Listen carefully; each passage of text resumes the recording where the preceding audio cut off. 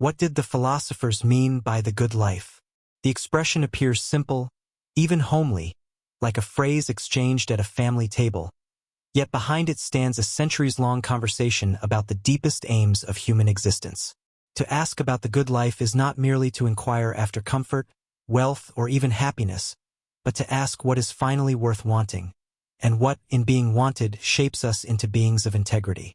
The good life is a dynamic ideal that crosses cultures and epochs, adapting to the bounds of human frailty and the reach of human hope. It encompasses character and community, contemplation and action, work and leisure, love and solitude. It is not reducible to one measurable variable, and it resists the laziness of slogans. To grasp it, one must move among the voices of those who wrestled with its paradoxes.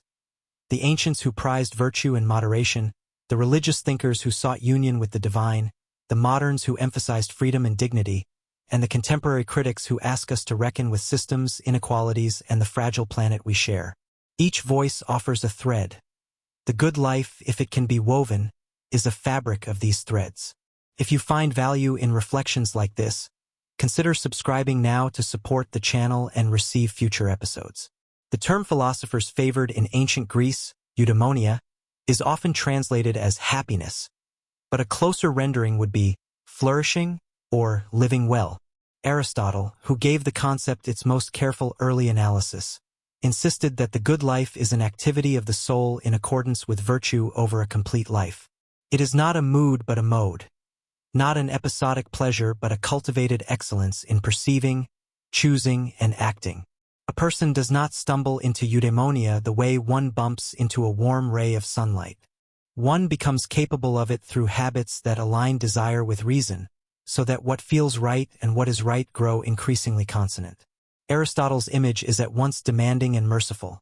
Demanding because it asks for disciplined formation. Merciful because it sees moral growth as gradual, hinged on practice and guided by exemplars and laws that help us aim at the mean between extremes. Courage is the mean between rashness and cowardice. Generosity between prodigality and stinginess. Even refined pleasures are best when harmonized by a sense of proportion. The good life, then, is a melody, not a note. Socrates, older than Aristotle and less systematic, pressed citizens to examine their lives with painful honesty. For him, the unexamined life is not worth living because it forfeits the distinctively human power to question appearances, disarm self-deception, and live by reasons one can defend.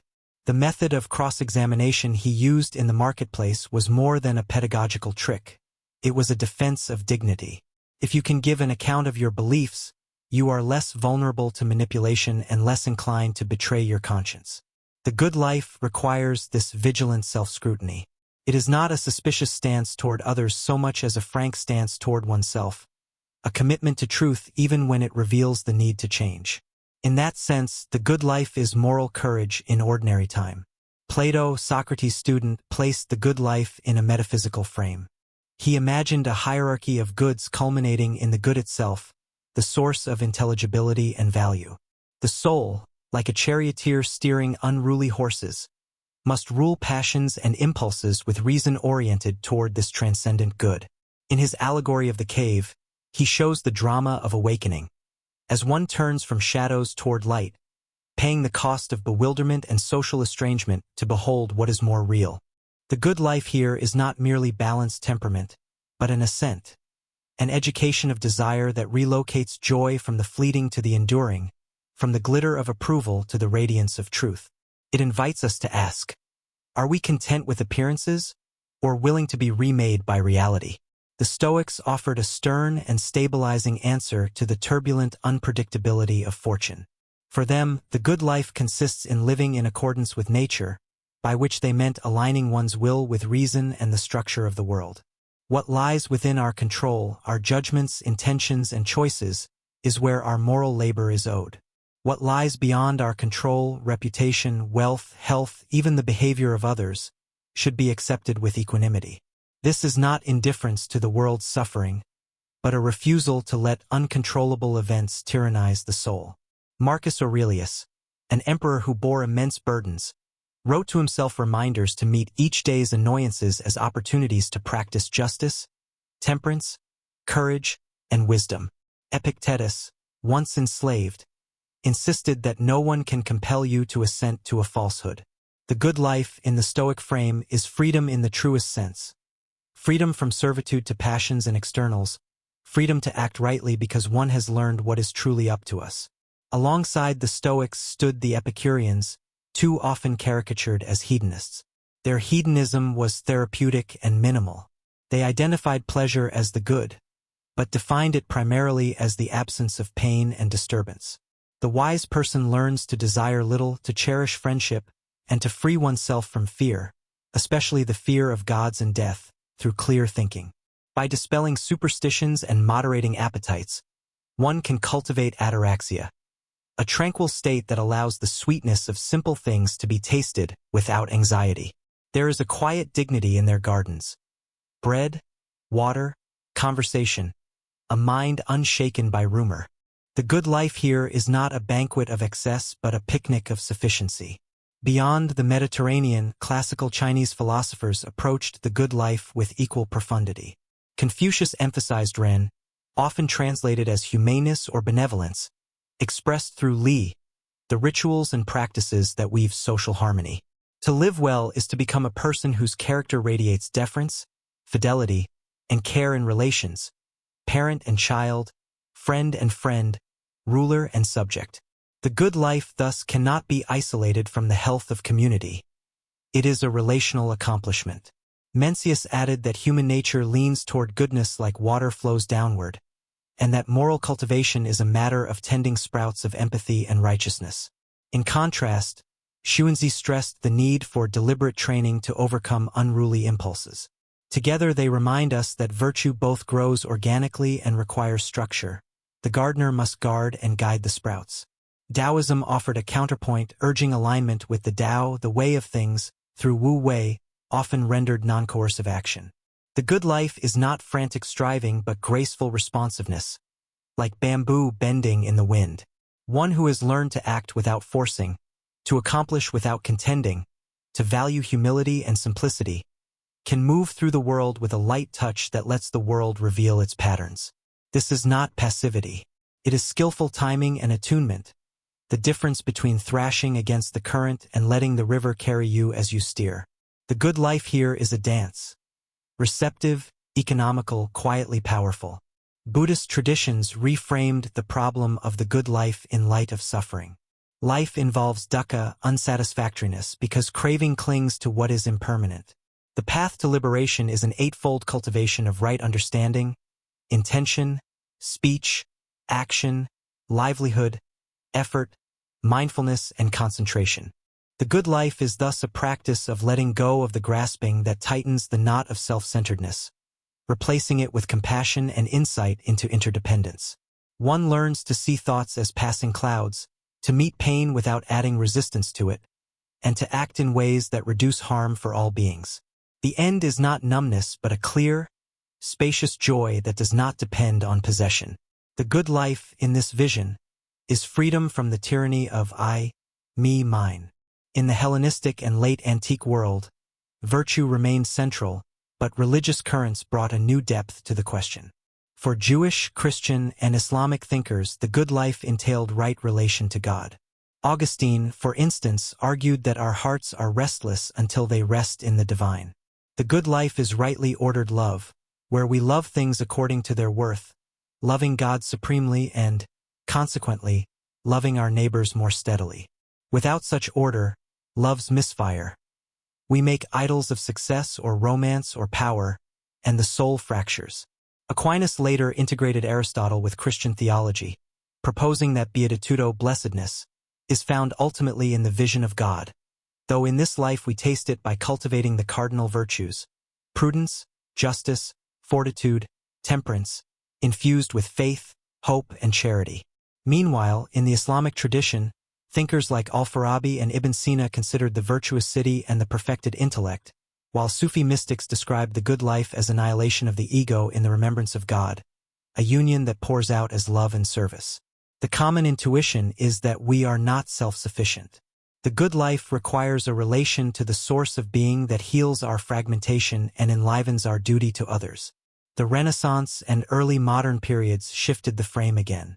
Humanist scholars celebrated the dignity of the person and the cultivation of the arts, languages, and civic virtue.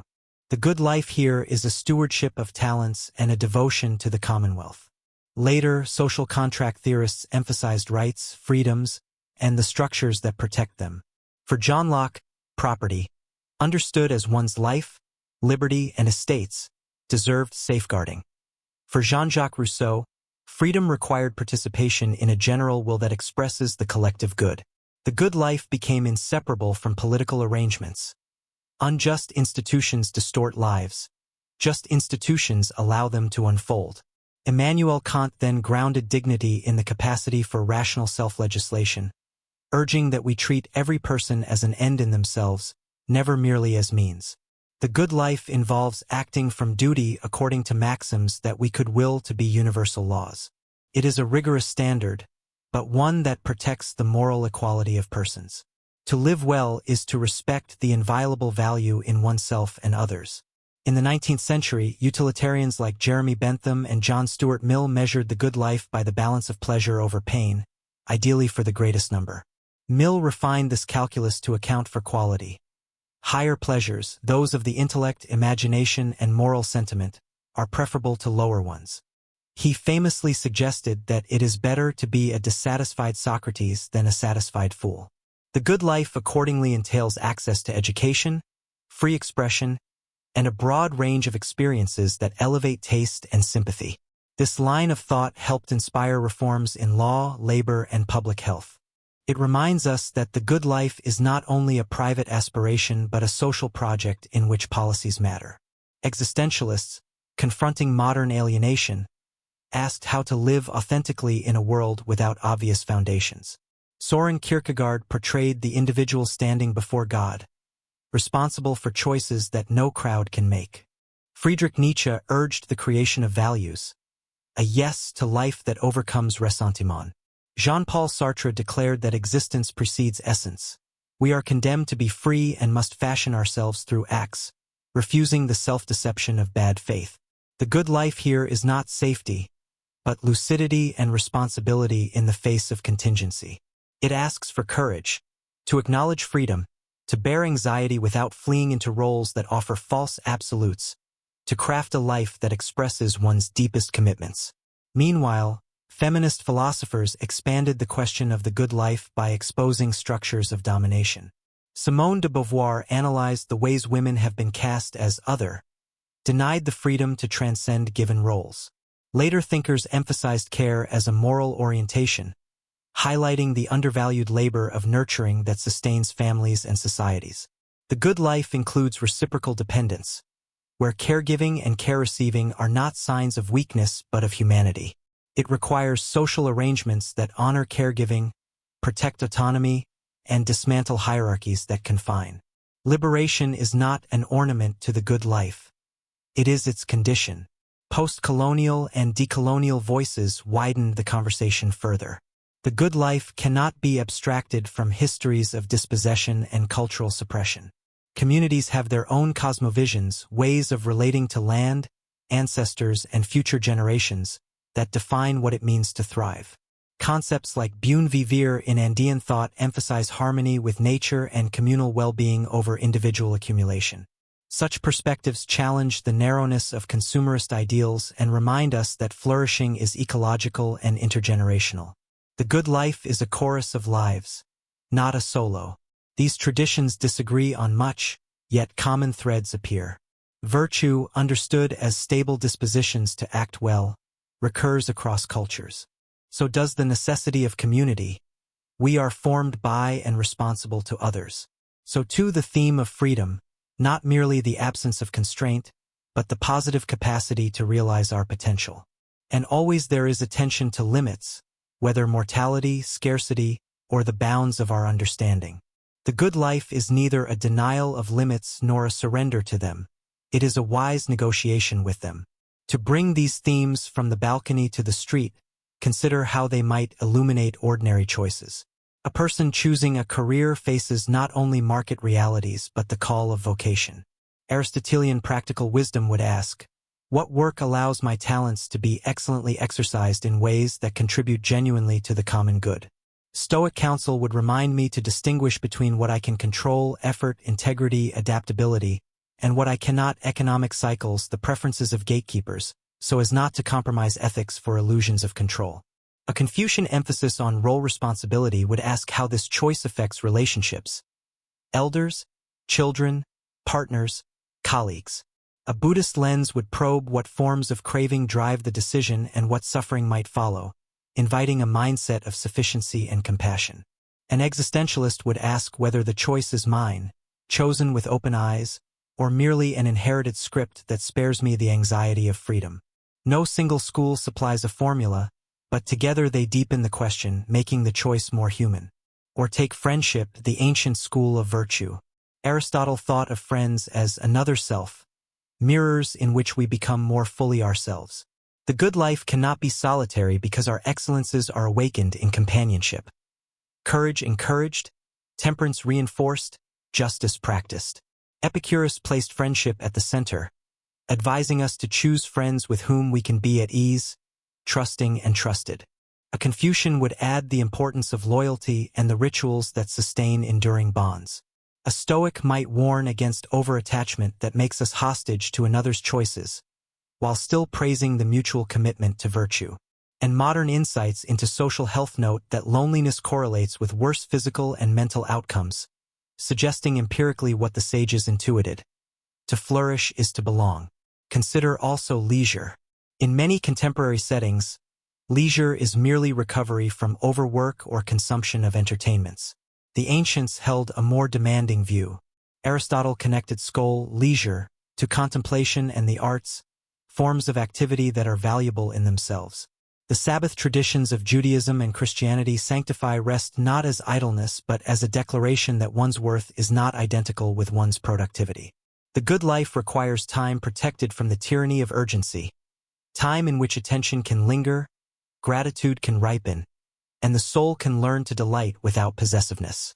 Reading a good book, walking without headphones, savoring a simple meal with loved ones. These are not luxuries but trainings in freedom. The good life is also ecological. We inhabit an earth whose generosity is not infinite. Philosophers of the environment, building on indigenous wisdom and scientific evidence, warn that patterns of extraction threaten the conditions for flourishing. The good life, then, cannot be defined against the world but within it. It invites frugality without miserliness, stewardship without self-righteousness, technological creativity guided by precaution and justice.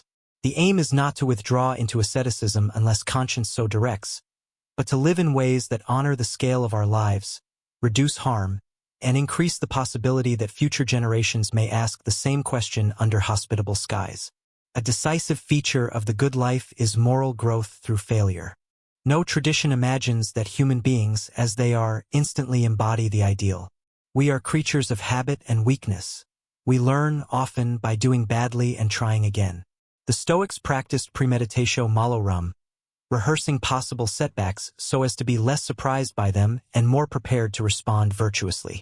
Ignatian spirituality recommends a daily examen, a gentle review of the day to notice where one moved toward or away from love. Modern psychology supports such practices. Reflective journaling, habits of gratitude, and deliberate rehearsal of responses in stressful scenarios improve self-regulation and resilience. The good life, therefore, includes not only high aims but humble routines that keep those aims from evaporating in the heat of daily pressures. Education, rightly understood, is an apprenticeship to the good life. It is not merely a conveyor belt to employment, but a formation of taste and judgment, a widening of sympathy, a strengthening of the courage to say, I might be wrong and I will do what is right. Liberal arts traditions sought to free the mind from bondage to ignorance and fashion. Technical training, equally honorable, allows craft to flourish in service of human needs. The good life requires both, the breadth to ask why and the skill to enact how. Where education is scarce or distorted by propaganda, the possibility of the good life contracts. Where it is generous and honest, possibilities widen like a sky after storm. There is also the question of suffering that cannot be explained away. Grief, illness, injustice. Philosophers and sages teach that the good life is not the life without suffering but the life that responds to suffering with meaning and compassion. Viktor Frankl, in A Century of Horrors, argued that those who could find meaning were more likely to endure. Meaning, he claimed, comes from work, love, and courage in the face of unavoidable pain. This insight does not glamorize suffering. It refuses to let suffering have the final word. The good life, when burdened, still seeks to give, to remain truthful, to notice beauty. A bird on a windowsill, a child's laugh in a hospital corridor, without denying reality. It is an act of resistance against nihilism. All of this might feel lofty, suitable for bookshelves but not for budgets and broken appliances. Yet the good life is lived under roofs that leak and with checklists that never empty. It is found in small obediences to ideals. Pay debts when you can, forgive when you should, apologize without excuses, keep promises even when inconvenient, tip generously when you are able, write to the person who crossed your mind, visit the lonely neighbor, choose courageously when tempted by comfort, close the laptop to listen to a child's story, vote responsibly, plant a tree, learn a poem by heart. These are not random acts. They are the formation of a self that, over years, becomes trustworthy. A trustworthy self is the seedbed of the good life, just as trustworthy communities are its flowering. Time itself asks for wisdom. Life feels long when we are young, a book without a last chapter. Later, the brevity comes into view. Philosophers encourage us to live with mortality in mind, not morbidly, but lucidly. The Stoic reminder memento mori can be a stimulus to tenderness and focus. If this afternoon will not return, how shall I spend it?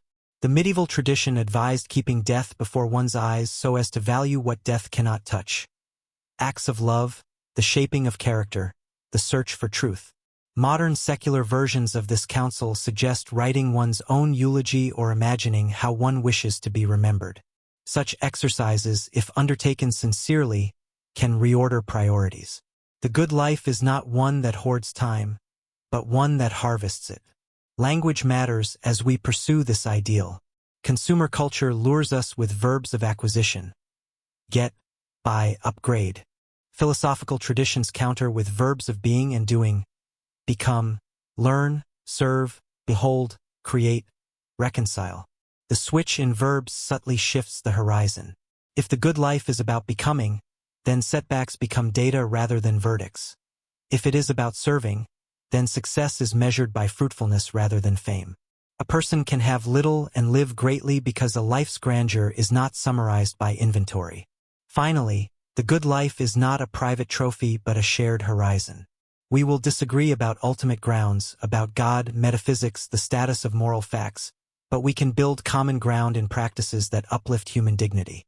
We can cultivate spaces where speech is honest and kind, where disagreement is not dehumanization, where the vulnerable are protected, where excellence is celebrated without arrogance, and where failures are met with the kind of mercy that makes growth more likely. When such spaces multiply, families, classrooms, workplaces, neighborhoods, we sense the outline of a society in which the good life is not a privilege but an accessible path. If the first part of this reflection surveyed the terrain of philosophical approaches to the good life, this second part turns to the craft of weaving them into a life that can be lived. The aim is not to produce a program for all people which would be arrogant and dull, but to offer a set of orientations, tested by history and research, that can support the work of flourishing. The good life, in this practical sense, is not a destination located on a map. It is a manner of traveling. What follows are not commandments but invitations to a disciplined, generous, and hopeful way of being. Begin with clarity about ends. Aristotle's insight that we act for the sake of some perceived good suggests that much unhappiness comes from confusion about what is worth wanting. Take an hour, then a day, and then a week to articulate your teloi, your ends. Write them, refine them, test them by 3 questions. Does this end align with virtue? Does it contribute to the well-being of others? Does it remain meaningful under the shadow of mortality? Ends that pass these tests are sturdier than ends that fail them. For example, accumulating more than my neighbor fails at least 2 tests. Becoming a person who can be relied upon in crisis passes all 3. This is not abstraction. It is alignment. When daily tasks are nested within worthy ends, fatigue becomes bearable and joy becomes deeper. Cultivate practical wisdom, phronesis, the capacity to discern the right means to good ends in particular circumstances. This is learned, like any craft, through guided practice. By seeking counsel from the wise, by reflecting on choices made, by noticing patterns of error and success, by understanding context. Research on expert performance supports this. Deliberate practice with feedback improves decision-making. Make it a habit to debrief your own choices. Ask, what cues did I notice? Which did I miss? What values were at stake? When have similar situations gone better or worse? Document answers. Review them monthly. Over time, you will find your judgment growing less reactive and more responsive. Bring stoic discipline to the realm of control. Each morning, sketch 2 columns, up to me and not up to me. Place within the first your attitudes, attention, effort, word choice, follow-through, and fairness. Place within the second delays, others' opinions, market swings, weather, and past events. Commit to intense focus on column 1. When anxiety arises about column 2, practice the stoic pause. Name the concern, acknowledge its reality, and then articulate a single action you can take that lives in column 1. This practice, repeated, reduces rumination and increases agency. Clinical psychology echoes the wisdom. Locus of control orientation and acceptance-based strategies correlate with resilience. Practice care as a way of justice. The ethics of care reminds us that the good life is relational and attentive to dependency. Make a list of your care responsibilities.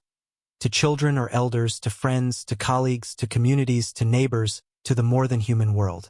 Consider what each relationship asks of you and what boundaries preserve your capacity to give without depletion. Create rituals that honor care. Shared meals, weekly calls, check-ins with coworkers, community volunteering, time in a garden or park. In professional settings, advocate for policies that recognize caregiving, flexible scheduling, parental leave, mental health support.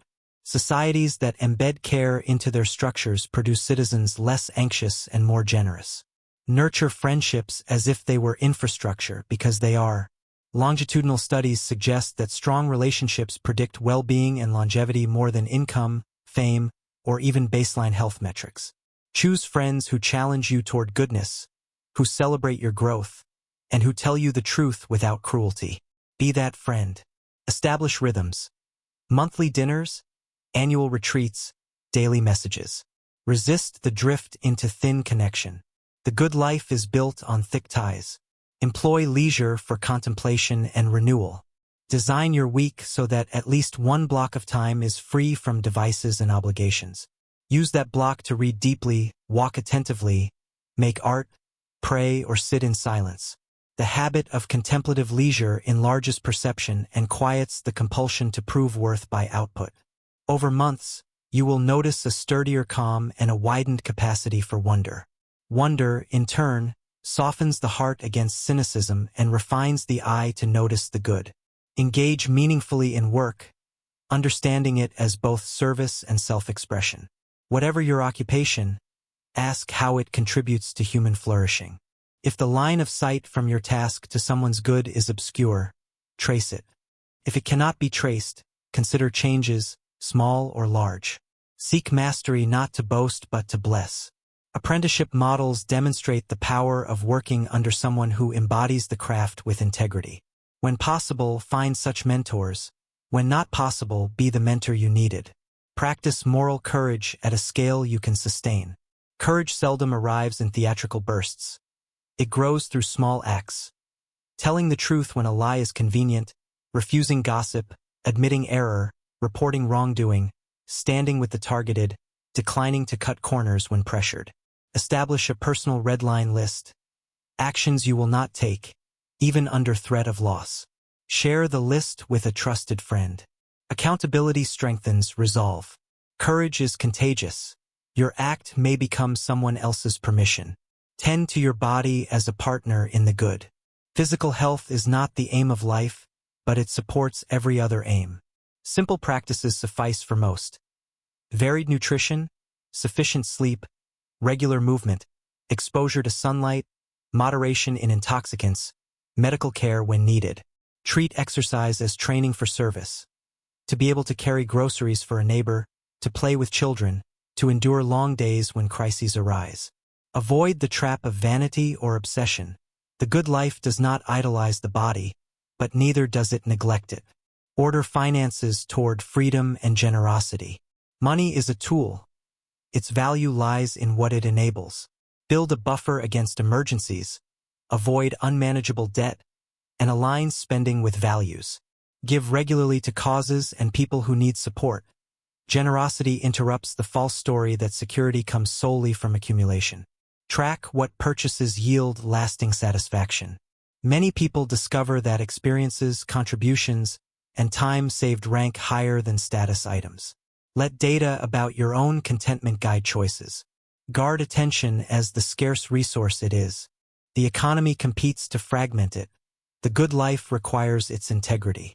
Set boundaries on inputs. Limit news to times and sources that inform without inflaming. Curate your feeds. Keep devices out of the bedroom. Cultivate long-form reading. Practice single-tasking. Attention, once gathered, becomes the medium of intimacy, learning, and genuine delight. Without it, even beautiful moments blur to noise. Make peace with finitude through rituals of remembrance. Visit cemeteries, read obituaries. Write letters to your future self and to those you love. Record family histories. Keep a list of those who have shaped you and tell them while you can. These practices stitch your life into a fabric of gratitude and sober you against trivial pursuits. When the end comes, as it will, such a life will not feel unfinished, even if it is incomplete. Pursue intellectual honesty. The good life is incompatible with self-deception. Train yourself to change your mind when evidence warrants. Keep a disconfirmed beliefs journal. Times you were wrong, how you discovered it, and what you learned. Follow people you disagree with who argue in good faith. Refuse conspiracy and contempt. This is not weakness. It is strength under discipline.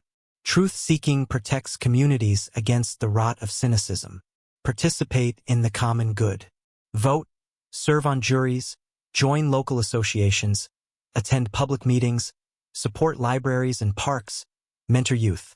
Small civic acts accumulate into cultures of trust. When we share in public life, we learn to disagree without hatred, to negotiate competing goods, to see neighbors as partners rather than obstacles. The good life matures when rooted in a healthy polis. Create beauty at your scale. Plant flowers by the sidewalk. Write poems that no one may read. Sing at the table. Arrange objects with care. Repair what is broken. Choose words that heal. Beauty is not accessory. It nourishes the soul and anchors hope. Philosophers from Plato to Iris Murdoch suggest that attention to beauty can unself us, drawing us out of cramped preoccupations. Let your life bear traces of beauty that outlast moods. Forgive and ask forgiveness. Relationships fracture. Pride resists repair. Learn a simple liturgy. I am sorry. I was wrong. Please forgive me. Here is how I will make it right. And for others, I forgive you. Thank you for telling me. Here is what I need to trust again. Forgiveness does not erase justice. It makes justice possible without poison. The good life requires the skill of reconciliation, practiced before it is desperately needed. Adopt a posture of hope.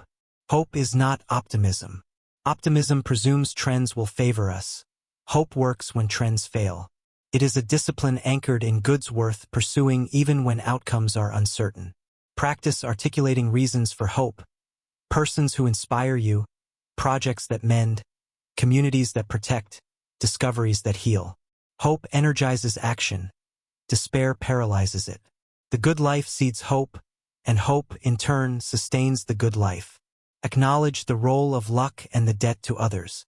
However diligent we are beneficiaries of gifts. Caregivers who fed us, teachers who taught us, strangers who built infrastructure, scientists who discovered vaccines, laborers who harvest food. Gratitude for these unknown benefactors tempers pride and fuels generosity. It also clarifies justice. If much of what we enjoy is unearned, then we owe efforts to design systems that broaden access to opportunities we received. Learn from failure without enshrining it. Our culture alternately glamorizes failure as a badge of risk-taking and shames it as incompetence. A better approach is sober apprenticeship. After a failure, ask, what did I control? What was contingency? Which warning signs did I miss? What safeguards can I build? Who can advise me? Then move. Lingering in self-reproach wastes instructional value. Moving too fast repeats errors. Find the tempo of learning. Incorporate silence. Words shape worlds, but silence replenishes the capacity to speak wisely. Schedule small silences daily and larger ones occasionally. A morning without music, an afternoon retreat, a weekend without agendas. In silence, you will hear what constant noise drowns.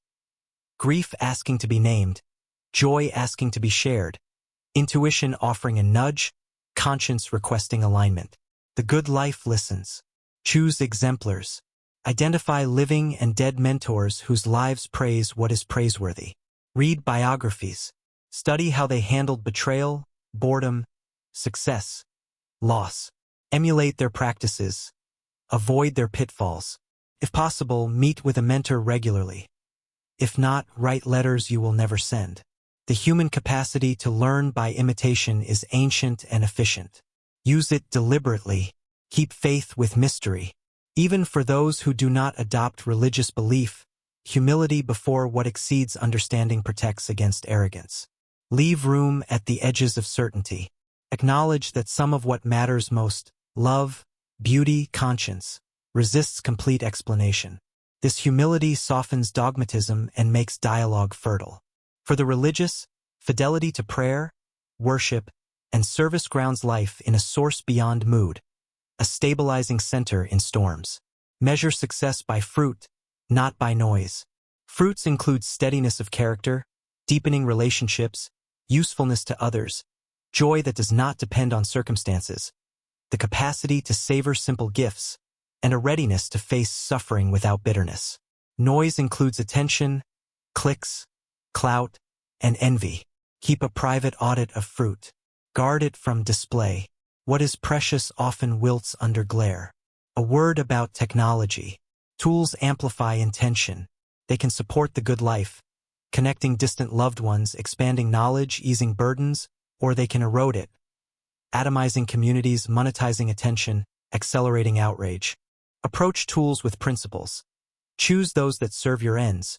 Refuse those that hijack your time. Set them aside when human presence is available. Learn enough to be competent, not enthralled. Configure before consuming. Notifications off by default. Feeds curated. Time limits enforced. Devices physically distant when unnecessary. Tend to place. The good life is local as well as global. Learn the names of trees in your neighborhood, the history of your block, the patterns of birds, the cycles of the seasons. Know your grocers, baristas, librarians, and sanitation workers. Join the rhythms of local festivals, markets, and rituals. Place offers ballast. It gives memory a geography. In a world of mobility, place is a gift we can choose to accept more fully. Practice gratitude with specificity. Vague gratitude dulls quickly. Specific gratitude sharpens attention. Each night, name 3 gifts of the day and why they mattered. The colleague who covered for you, the sunlight on the stairwell, the joke that dissolved tension, the letter that arrived at the right moment. Over time, such practice trains the mind to scan for good rather than for threat alone. This shift does not blind you to danger.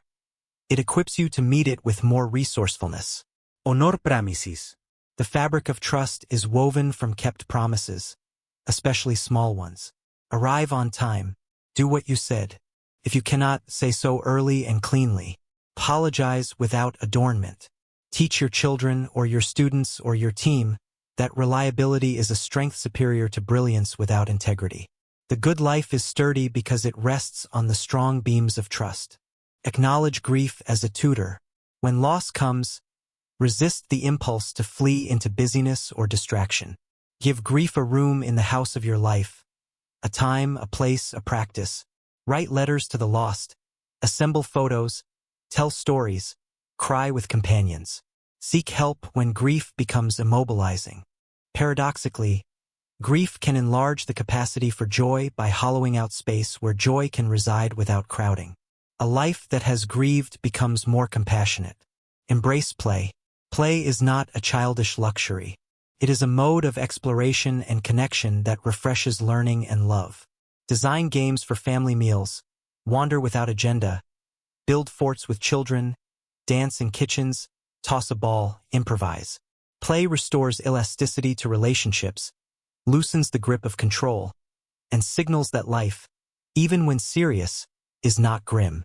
The good life makes room for play without apology. Extend hospitality. Invite others to your table even when the table is simple. Hospitality is a school of generosity. It teaches us to plan for others, to notice their needs, to create a safe place for conversation. It also breaks isolation and suspicion. When hospitality becomes habitual, it radiates outward. In offices, in schools, in online spaces. It says, "You belong here as you are." Few messages heal more. Commit to lifelong learning. Curiosity keeps the mind young and the heart open. Learn a language, an instrument, a craft. Study a field outside your work. Take public lectures. Join reading groups. The content matters less than the habit of expanding horizons. Curiosity guards against boredom and prejudice, making the world more interesting and more humane. Accept imperfection while pursuing excellence. Perfectionism is a counterfeit of virtue. It paralyzes and punishes. Excellence is a friend of virtue. It motivates and rewards. Set high standards where they serve the good. Tolerate mess where neatness is an idol.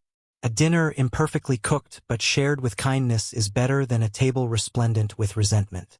Excellence asks, how can this be better for those it touches? Perfectionism asks, how can this prove my worth? Choose the first voice. Confront injustice with wisdom and stamina. The good life is not a private garden walled off from the world's wounds. Learn the issues, support organizations that act effectively, protest when needed, vote with conscience, build alternatives where possible. Balance urgency with patience. Victories are partial and fragile.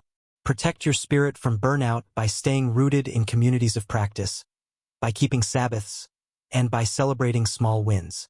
Justice, pursued sustainably, becomes a source of meaning rather than a furnace of exhaustion.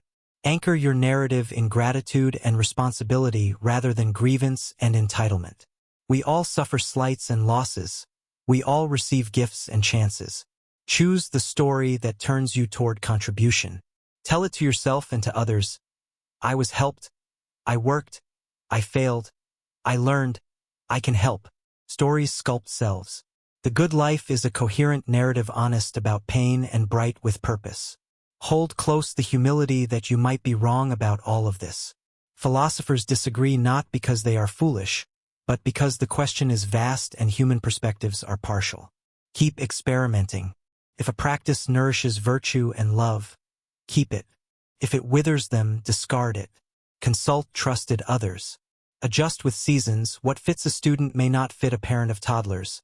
What fits mid-career may not fit retirement. What fits in health may not fit in illness. The good life is adaptive fidelity. At the last, what did the philosophers mean by the good life? Perhaps this: a life ordered by worthy loves, guided by honest reason, tempered by humility, enlivened by courage, anchored in community, reconciled to limits, generous in service, attentive to beauty, and animated by hope. It is a life that grows more itself as it gives itself away. It is a life that learns to call ordinary days blessed because, within them, one can practice the excellences that make a soul luminous. You may never be wealthy. You may never be famous. You will certainly never be free from frailty. And yet, the good life is open to you as you are, where you are, with what you have. It asks you to begin with one honest step, then another, to say a truer word, to make a kinder choice, to hold attention for the person before you, to keep a promise, to study a worthy book, to rest when it is time to rest, to try again when you fail. Over time, such steps accumulate into a path that you can look back upon without shame and forward upon without fear. Let this be your courage. that the good life is not somewhere else with someone else. It is in your next faithful act.